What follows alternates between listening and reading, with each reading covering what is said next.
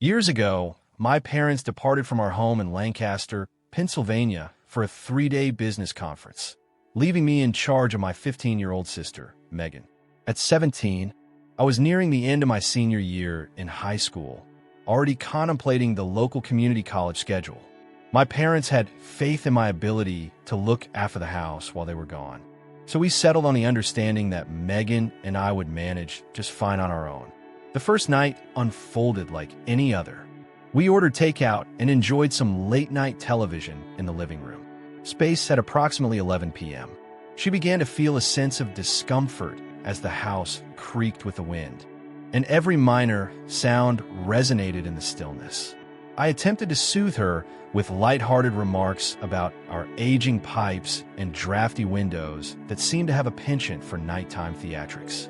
Eventually, fatigue set in, and we retired for the night, despite the lingering unease. I quickly fell asleep, and the night unfolded without incident. The following day unfolded like any other. Megan spent her afternoon on the phone with a friend, discussing a biology project, while I tinkered with a new gadget. For my final semester project, I was working on a design program. The previous night's jitters were still lingering in my mind, but by evening, I needed to wrap up some coursework. I settled in the living room with my laptop, occasionally checking the news on a local channel. Around 10 p.m., Megan decided to whip up something simple: pasta with tomato sauce. Pots clanked rhythmically in the kitchen, accompanied by the steady sound of the faucet as she filled a pot for boiling water. Suddenly, a piercing scream shattered the calm. My heart raced as I sprinted into the kitchen, where I found Megan pressed against the counter, her eyes wide with terror.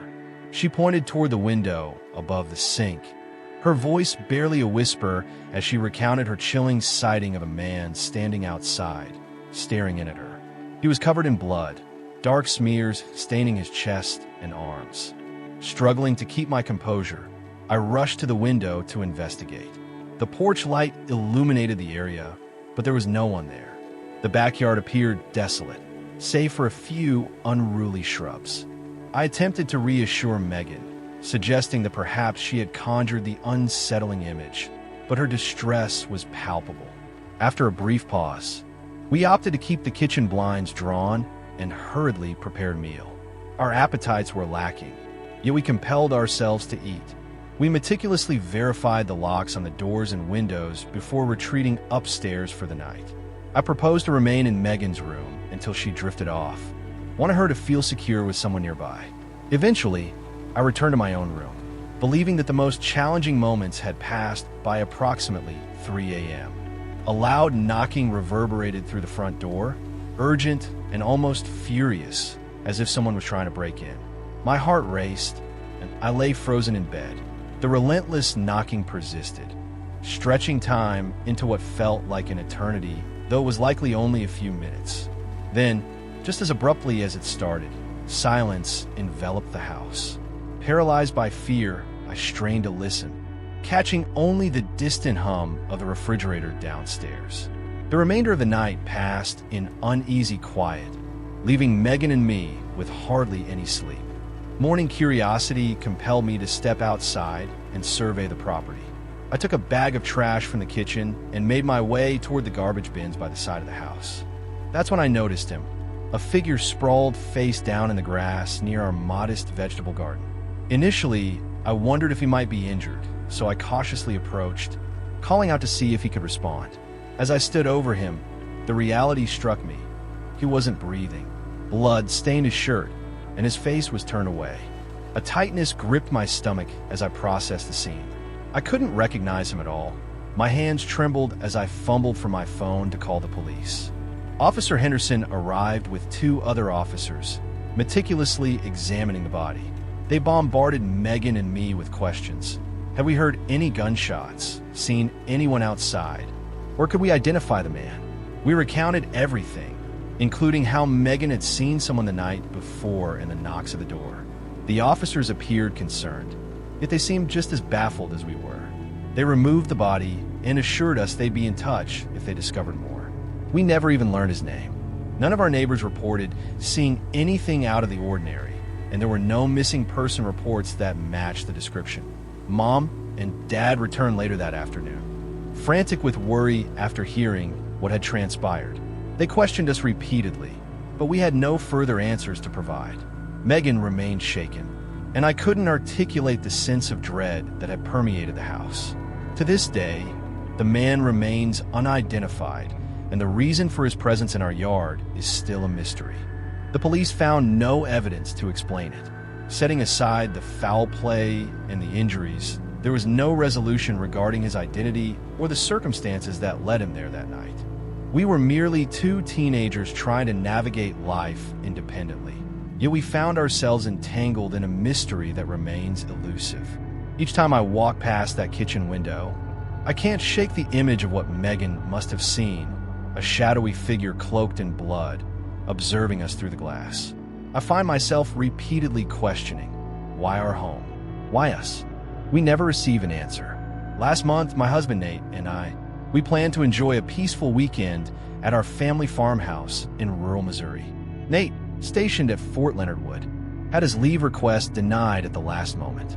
He encouraged me to go ahead and take our kids, Addis, who is 8, and Connor, who just turned 5. It was meant to be a simple escape from the chaos of city life. Having driven trucks for years, a skill I inherited from my dad, who spent most of his life on long hauls, I intended to load the kids into our old Dodge Ram and set off. Driving to the farmhouse is typically a 3-hour journey from our home in Springfield to the property near the quaint town of Willow Falls. The usual path is quite tranquil, featuring stretches of two-lane highways, rolling hills, and endless farmland. On that day, June 15th, we set off around noon. The kids were buzzing with excitement, rummaging through their backpacks filled with snacks and coloring books, while I expertly navigated the back roads. The weather was pleasant, in the low 80s with a gentle breeze, and traffic was light. I felt a sense of calm as I drove this familiar route. Minimal congestion can feel almost therapeutic. We were about an hour into the drive when I noticed a beat-up maroon sedan trailing behind us. At first, it seemed like just another car on the road, but after 10 minutes, I realized it never attempted to pass me, even on a stretch with dotted lines where passing would have been easy. It just lingered a few car lengths behind, matching my speed. I tried to dismiss any worry. Drivers can be cautious, or perhaps the person was simply zoning out. Yet, something felt off each time I sped up. As I drove, the sedan mirrored my movements. If I eased off the gas, it did too. The kids in the back were blissfully unaware, lost in their chatter about the games they would play in the farmhouse's backyard. Eventually, I decided to trust my instincts and veered off the main road onto a less familiar path. Sure enough, the sedan followed, and a knot of anxiety tightened in my stomach. I kept reassuring myself it could just be a coincidence, perhaps a local taking the same route. After another 10 or 15 minutes, the sedan accelerated, closing the distance until I could see it clearly. In the side mirror, the driver's face came into view, a middle-aged man, perhaps in his mid-40s, wearing a baseball cap pulled low. The color of his hair was a mystery, and his eyes remained obscured. For a fleeting moment, I thought he might attempt to overtake me, but he lingered back, as if he wanted to make his presence known. Addison noticed my frequent mirror checks and inquired if everything was all right. I nodded, assuring her I was simply being cautious. I didn't want to raise any alarms, especially not for Connor, who was already feeling uneasy.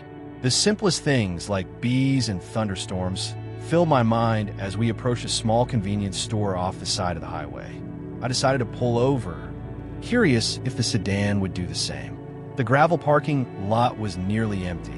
As I slowed to turn in, I watched the sedan pass by on the highway. It didn't stop, didn't even brake.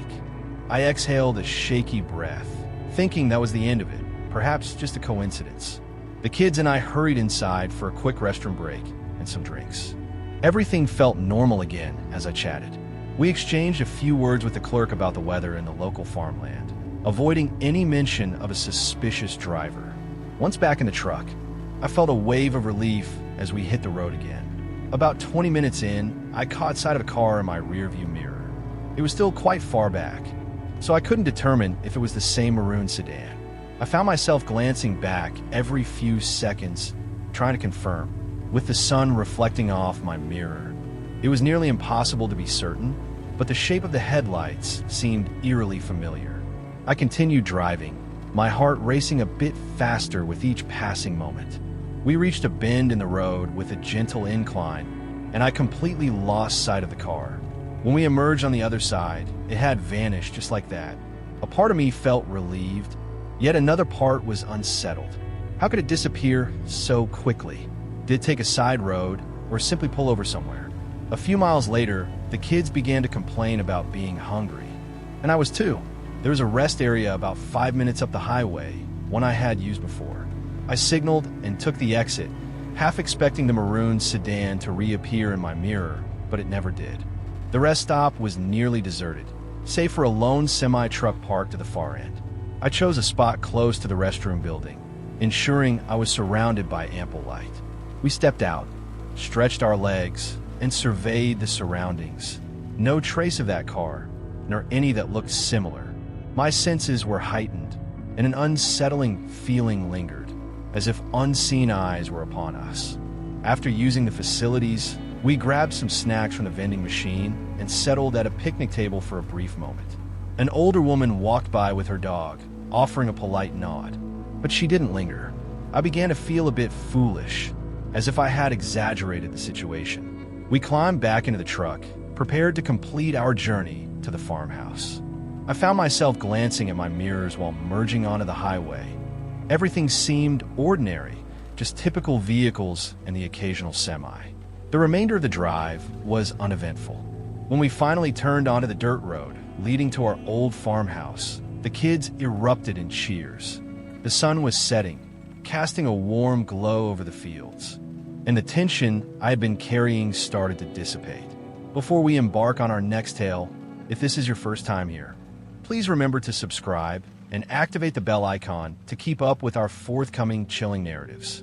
I lost my princess in 2012, and even now, it pains me to voice it. We were residing in Brooklyn when she left us so unexpectedly that I had no time to brace myself.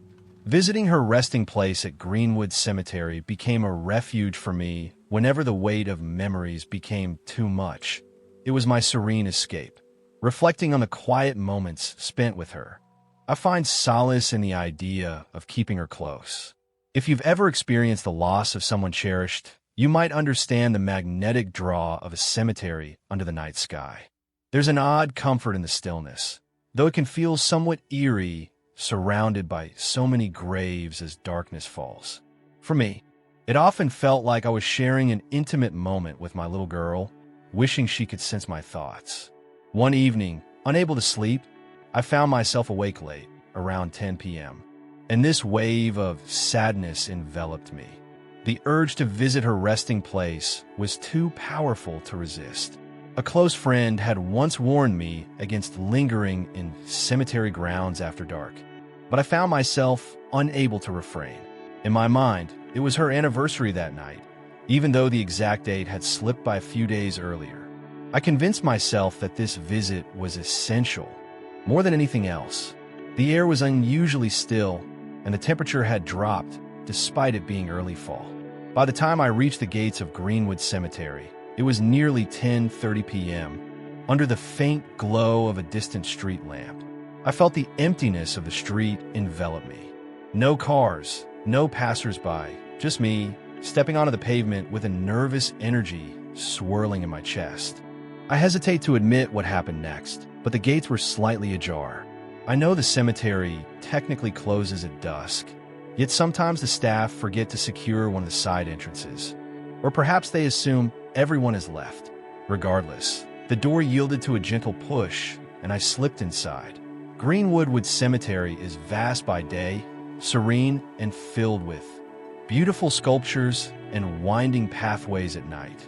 Those shadows claim every corner, transforming the comforting hush of daytime into something ominous. My footsteps on the gravel seemed unnaturally loud, crunching with every step. I tried to walk softly, as if not to wake anyone, as I made my way to my daughter's resting spot. I found myself glancing around. It felt like someone was watching, It's silly, I know. I've been there dozens of times, and not once had I encountered anything more frightening than a stray cat. But there was this. There was an unusual heaviness in the atmosphere, as if the cemetery itself was pausing in reverence. When I arrived at her headstone, I knelt, feeling the damp grass seep into the fabric of my jeans. I murmured a few words, thoughts I had longed to express before her departure. Tears welled in my eyes, and my voice trembled. Perhaps it was the stillness or the weight of my sorrow that heightened my senses. I began to hear sounds that were previously unnoticed, soft scuttling behind me, a faint shuffle of feet, or perhaps just the whisper of the wind. That's when I caught sight of them in the distance. Initially, it was just one figure, then two, then three, standing in the faint moonlight. They appeared to be draped in long white gowns. My immediate thought was that perhaps they were caretakers or volunteers engaged in a nighttime ritual, but caretakers in white gowns? That made no sense. They moved slowly and deliberately, not uttering a word, their heads turning in unison as they scanned the rows of graves. I didn't hear any voices, yet I felt a tension spike in my chest. Something about their presence felt off.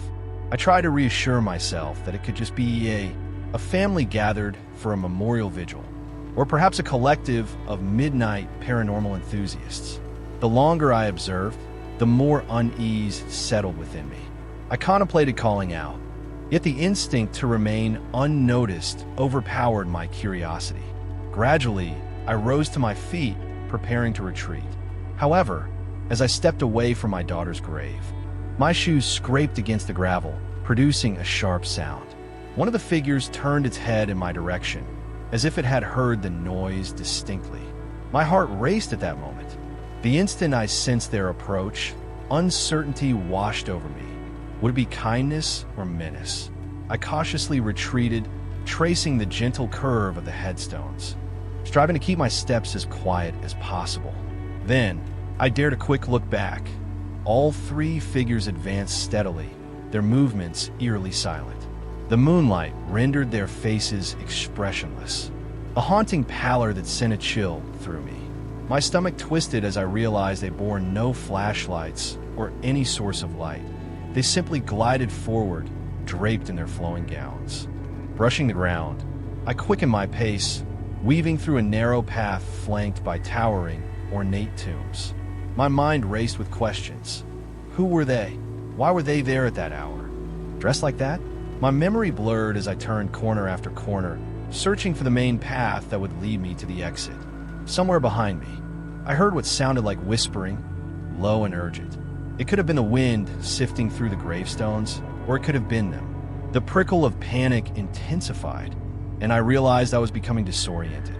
In the darkness, I usually navigated with ease, but the fear transformed every corner into an enigma. After what seemed like an eternity, the dim light of the street lamp near the entrance emerged from the still shadows of the mausoleums, and a wave of relief washed over me. I practically dashed toward it, the gate still ajar as I slipped through, nearly losing my balance on the sidewalk. I halted, attempting to calm my racing heart.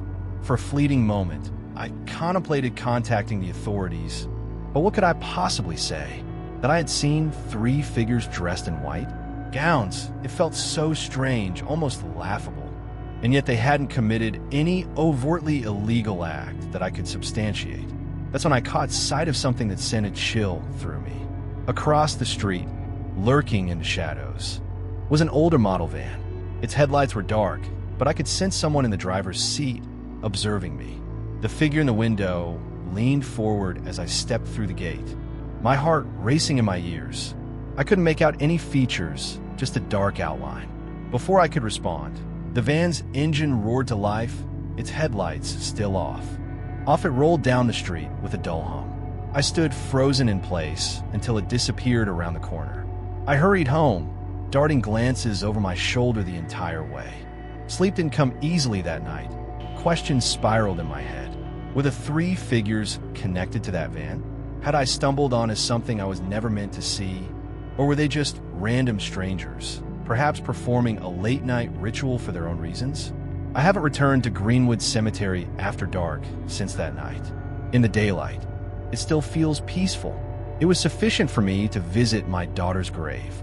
This narrative unfolds between 2010 and 2012, when I was around 10 to 12 years old.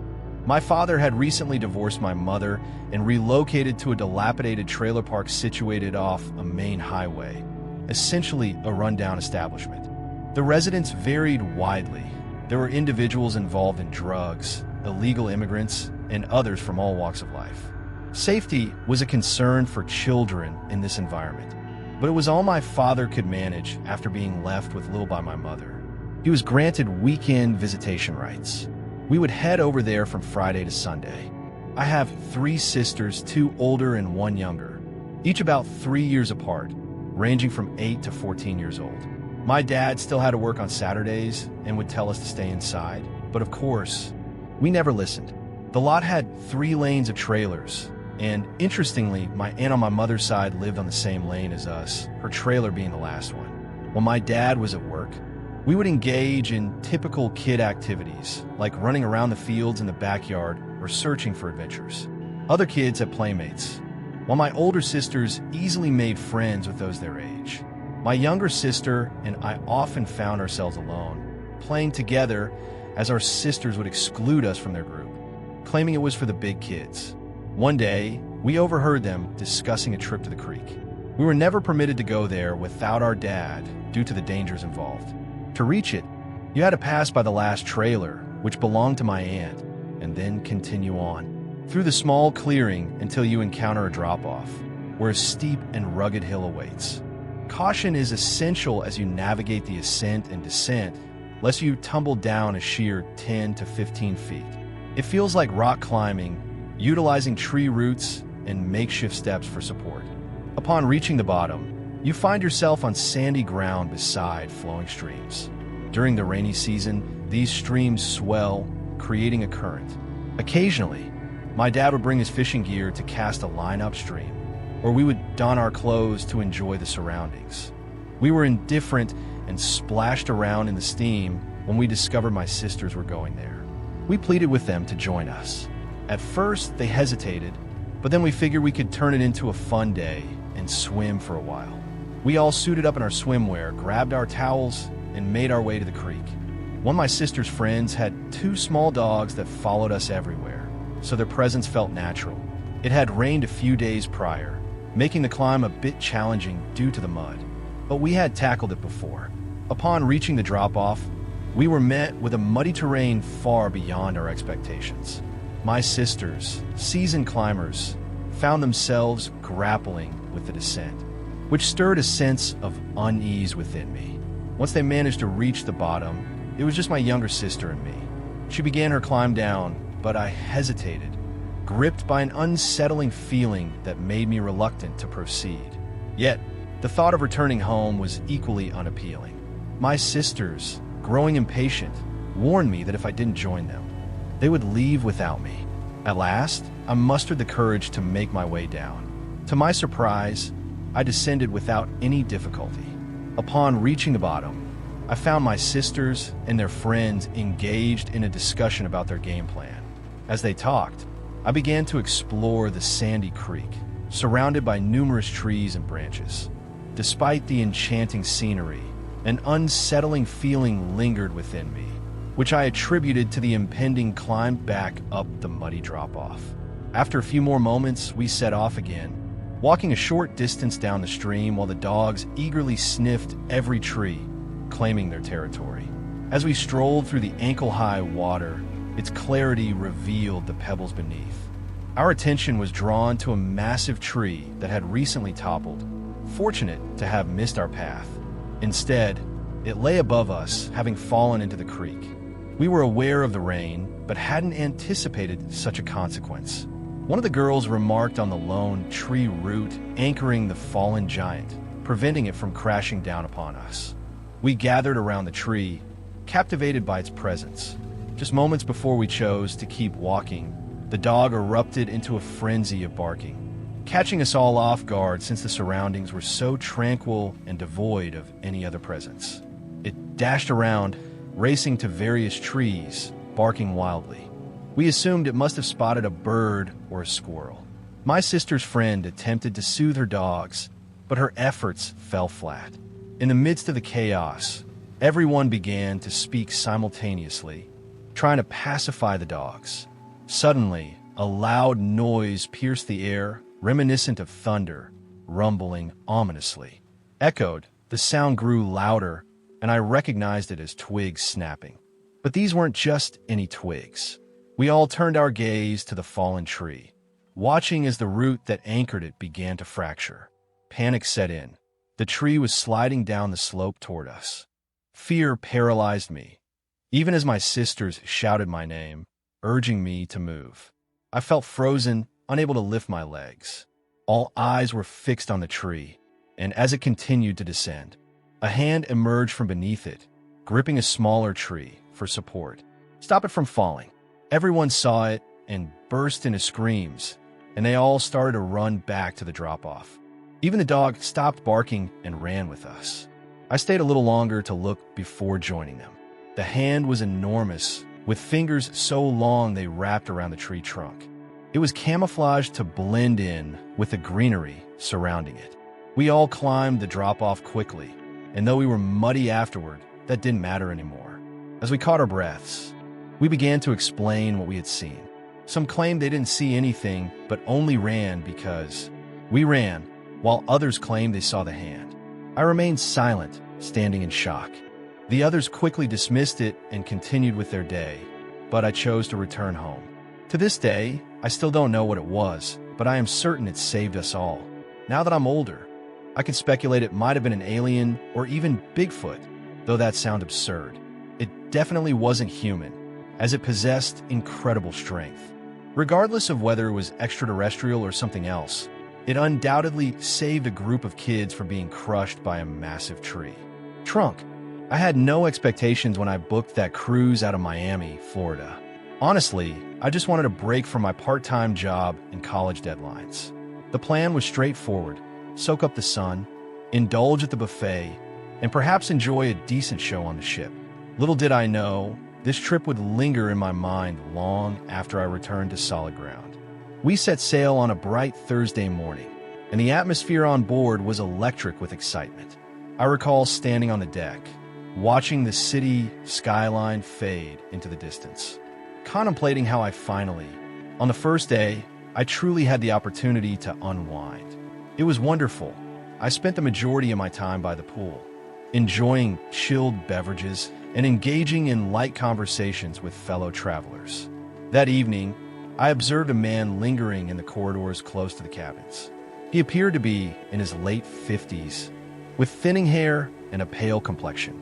Initially, I assumed he was merely another passenger who enjoyed wandering about, but there was something unsettling about him. He kept stealing glances around, almost as if he were anxious or harboring a secret. I tried to dismiss it, convincing myself that I was simply being. By the second day, a sense of unease enveloped me. I spotted that same man several times. It wasn't mere coincidence. He lingered close, whether I was queuing for the buffet or browsing the ship's souvenir shop. I couldn't pinpoint why I was so aware of him, but each time our eyes met, he would quickly avert his gaze, leaving my stomach in knots. That night, sleep eluded me. The cabin felt stifling, despite the air conditioning running full blast. I switched on the TV, searching for distraction in the late-night programming. As the clock struck 2 a.m., the familiar yet stale laughter from the rerun of an old sitcom filled the room, amplifying my sense of unease. I thought I heard someone jiggling the handle of my cabin door. I froze, heart pounding, and waited for it to stop. Eventually it did. It could have been some drunk passenger confusing my cabin for theirs, but the thought of it made my skin crawl. On the third day, I tried to shake off the paranoia by signing up for a shore excursion. A bunch of us took a small boat to a private island for snorkeling. It was supposed to be the highlight of the trip, but I barely enjoyed it. It was unsettling, as if I were under constant scrutiny. The strangest part was that the man chose not to join our group, yet I couldn't shake off the discomfort. My thoughts kept drifting back to that unsettling sensation I experienced on the ship. Once we returned on board, I made my way to my cabin for a shower. The hallway was mostly deserted. Most people were still enjoying the island or lingering at the bars. Then, out of the corner of my eye, I spotted him at the far end of the corridor, his gaze fixed on me. Before I could respond, he vanished into a stairwell, leaving me with an eerie feeling. A wave of panic washed over me, as if I needed to act, but my body remained frozen. That night, I attended a show at the main theater, hoping the crowd would provide some comfort. Midway through the performance, I spotted a man a few rows behind me, and an intense feeling of dread enveloped me. We hadn't exchanged a single word, yet he seemed to linger in my space. Why was this happening to me? I couldn't bear the thought of another sleepless night, so I made my way out to the deck around midnight, yearning for the sea breeze to soothe my frayed nerves. For the first time in days, the space felt nearly empty, and a sense of peace washed over me. But then, through the shadows, I heard footsteps, slow, deliberate. I turned and spotted him about 20 feet away, leaning against the railing, gazing out at the ocean. I was certain he had noticed me step outside. Without waiting to see his next move, my heart raced as I hurried back to my cabin, practically sprinting down the narrow hallway.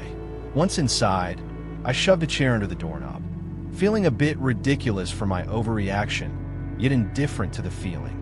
On the final morning, we docked back in Miami, and I hurried off the ship, avoiding eye contact with anyone as I waited for my luggage. I glanced over and spotted him, standing alone, suitcase in hand, not even pretending to be busy. He just stared in my direction with the strangest expression, as if he knew something I didn't, or perhaps he was simply satisfied. We never exchanged words, never had a confrontation. Yet something about his presence left me unnerved in a way I still can't fully explain. I've been home for a few weeks. I'm attempting to return to my regular routine, but each time I lose focus in class or daydream at work, my thoughts drift back to that man. Who was he?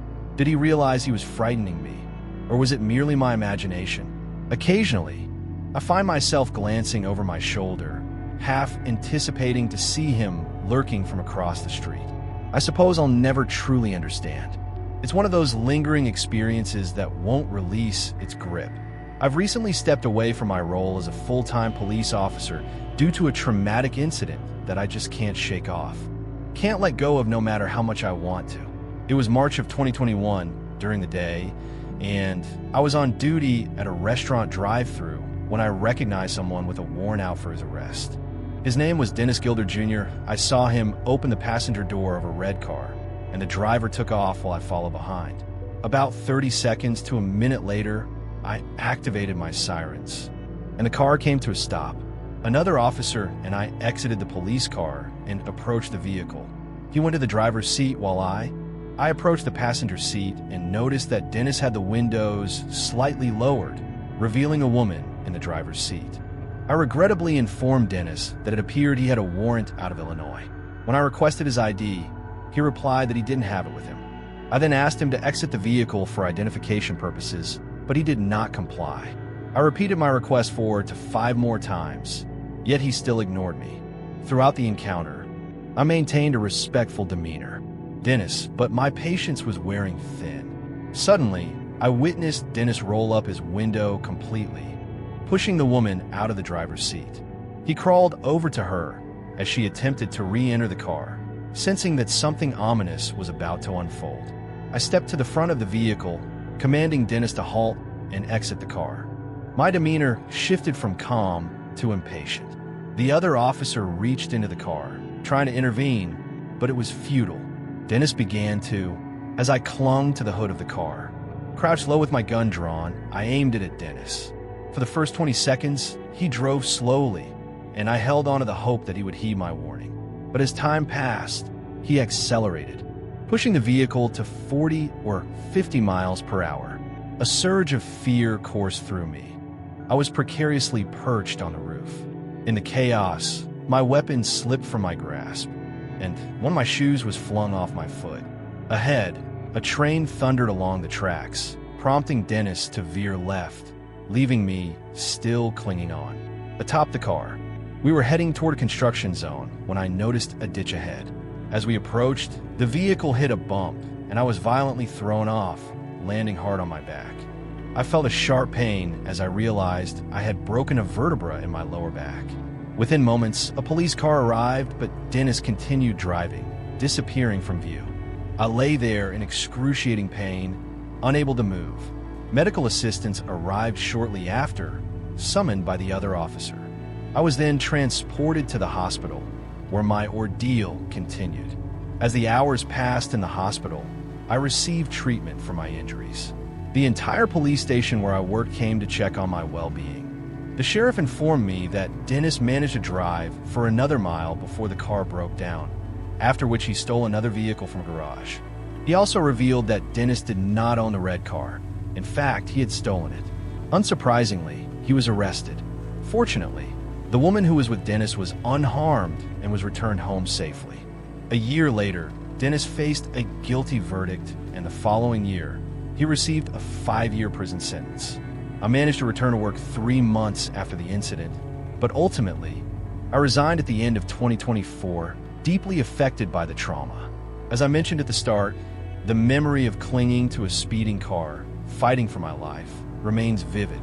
It took me a full year to heal from my broken vertebrae, and now I approach any strength-related activities with heightened caution, determined to avoid a similar experience. After Dennis apologized for the incident that led to my back injury, I found it in my heart to forgive him. I genuinely hope that when he is released from prison, he will seize the opportunity to transform his life for the better. Back in 2017, I embarked on an adventure with my SUV, venturing deep into the wilderness, far removed from the hustle and bustle of paved roads and towns.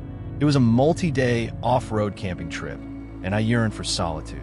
My plan was straightforward: discover scenic spots, park, and camp beneath the stars. I filled my tank with gas, packed ample water, and gathered all the essentials. As the city faded from view, I felt an exhilarating sense of freedom wash over me. After hours of navigating rocky paths, I stumbled upon a small clearing beside a tranquil stream. The water barely flowed, yet its gentle trickle provided a soothing backdrop. Towering pines enveloped me, casting long shadows as the sun dipped lower. There were no signs of humanity, only the rustle of leaves and distant bird calls. It was idyllic. I set up camp, built a small fire, and prepared a simple meal. As darkness enveloped the scene, I sipped tea and gazed at the stars that dotted the night sky. Wrapped in a warm jacket, I felt a profound sense of peace, alone yet content. I leaned back, savoring the moment. Settled back in my chair, I relished the stillness when a sudden chill prompted me to seek refuge in my SUV. I had transformed the rear into a cozy, sleeping nook, having removed the seats to allow for a full stretch. After zipping myself snugly into a sleeping bag, I extinguished the lantern and let my eyes drift shut. The enveloping silence was soothing, and I quickly succumbed to sleep. At some point, I was jolted awake by a sound that pierced the quiet. Low, rhythmic, and distant. It wasn't the rustle of wildlife or the whisper of the wind. It resembled chanting. I froze, straining to listen as the faint voices danced on the breeze. Captivating my thoughts, I hadn't seen anyone for miles. So who could be out here? Why would they be chanting in the middle of the night? I grabbed my knife from beside my sleeping bag and strained my ears. The chanting continued, faint but unmistakable. My heart pounded as I debated what to do. There was no battery and no way to call for help. I told myself it was probably a group camping nearby, even though it made little sense. I gripped the knife tightly, forcing myself to lie back down. Somehow, I drifted off again, the sound still lingering in my mind. Then came a knock. It began with a gentle tapping against the glass of my SUV, my breath hitching in my throat. The tapping intensified, purposeful, and my heart raced as I fought to remain still, scarcely daring to shift. The windows were clouded with my breath. I could make out a faint shadow, a face pressed against the glass, peering in. Instinct surged within me, and I unleashed a primal scream, raw and visceral.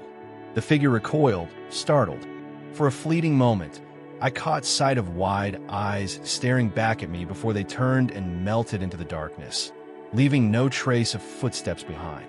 Breaking branches shattered the silence as I sat frozen, clutching my knife. My chest heaved, struggling to comprehend the events that had just unfolded. Who was that? What do they want? Questions swirled in my mind. I started the SUV, flooding the clearing with light. The headlights illuminated only trees and shadows, no trace of the figure who had been in my window. I kept the engine running for over an hour, scanning the woods and flinching at every small sound. When exhaustion finally overtook me, I reluctantly turned the engine off to conserve fuel, gripping the knife until my hands ached. Morning brought some relief. I stepped out cautiously, scanning the ground around my SUV. In the dirt, I spotted footprints, small and faint, as though someone had been barefoot. My stomach churned at the thought. I packed up quickly, eager to leave. The forest no longer felt inviting. I needed distance, a safer spot. I drove for hours, following winding dirt roads that seemed endless. Every sound put me on edge. Every shadow made me flinch. Eventually, I came across another clearing, this one near a rocky hill. The sun hung high, casting a warm glow over the area, creating a sense of safety that contrasted sharply with the unease lingering from the previous night. I busied myself throughout the afternoon, meticulously checking my gear, gathering firewood, and seeking distractions. Yet, as the sun dipped below the horizon, my nerves began to unravel once more. I constructed a larger fire than usual, encircling my camp with a ring of sticks, hoping they would serve as a warning should anyone approach. As I sat by the fire, sipping a small cup of tea, the shadows at the edge of the clearing took on a life of their own. Shifting with the flickering flames, I attempted to reassure myself that it was merely a figment of my imagination. Yet the haunting image of that face in my window lingered. The night felt denser, as if the forest itself was holding its breath. When sleep beckoned, I secured myself inside the SUV once more, gripping my knife tightly. I barely slipped into slumber before another noise jolted me awake, branches snapping in the vicinity. My eyes shot open as I reached for the keys. The sound intensified, drawing nearer. I started the engine, flicking on the headlights.